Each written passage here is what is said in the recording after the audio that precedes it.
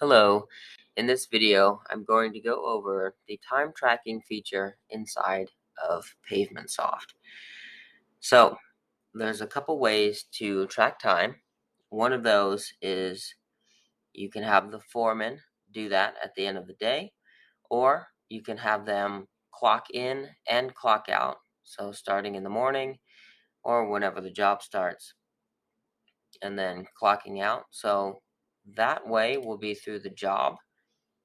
We'll just go into a job here, into the daily, and from here we can see we'll go for February 22nd, crack fill number 2. We'll open this up and we have our labor now.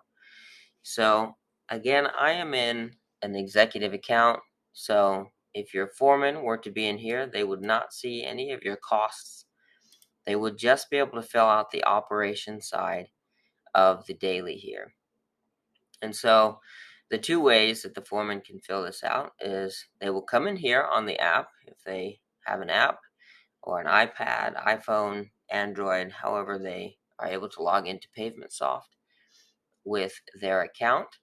They can select labor like has been done here. So here we can see that they have just been assigned a numerical value here. So Neil worked 8 hours regular and 2 hours overtime.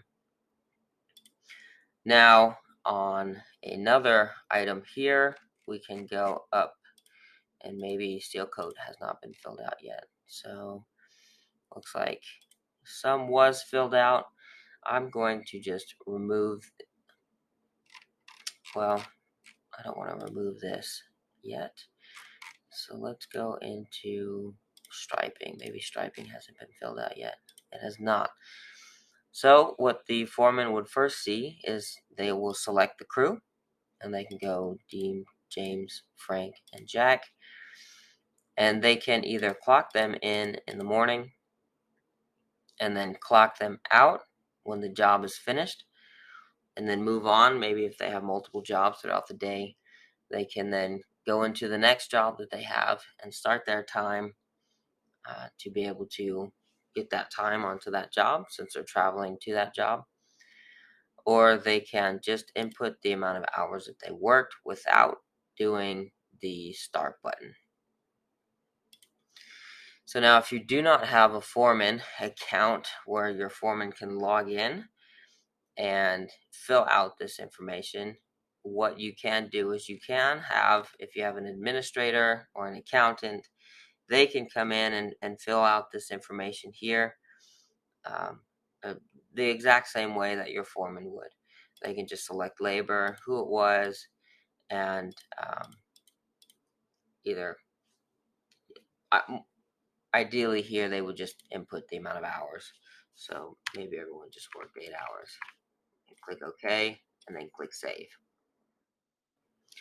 It's asking if I want to update the status of the job. If we're not done yet, I'm just going to click No. It's going to keep me on this page. If I click Yes, it'll take me to the details page here, and I can scroll down and update the status here. So one quick note to make here is that your foreman will usually not be able to update the status of a job. That is strictly for either the salesperson or administrator. So now that we've input some time, there's a couple things that we can look at. We can come to our production here and click track time and view. We can filter each of these columns with the funnel icon to see when or specific jobs, specific dates, or specific employees. We can filter all of these at the same time if we need to be able to see Jack Harper for February 22nd, or maybe throughout the week. So if I just want to see from the 12th to the 18th, and apply and close that out. And now I just want to see Jim Thorne. Okay, apply, exit that out. So we just see Jim Thorne worked February 16th on this job for 7 hours. I can click on this to go back into the job and see. I can see Jim Thorne for 7 hours. It'll take me right to what I needed to do. Another option that we have here is we can click on our name and go to payroll report. I can filter this document as well, and I can print or download this as a CSV to export this into an Excel file if I need to. Based on what I have filled out here will be what will be on the CSV.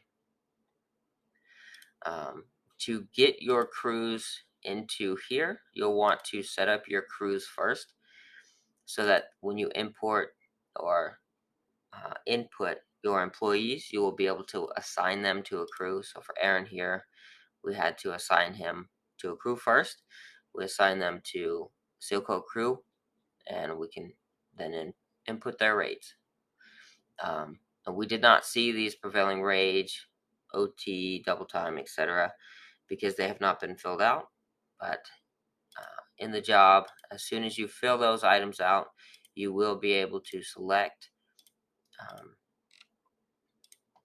all of the options that have been filled out for them. So right now we just don't have those filled out, so that is why they are not there. If you have any more questions at all, please feel free to reach out to me at support@pavementsoft.com. Thanks so much.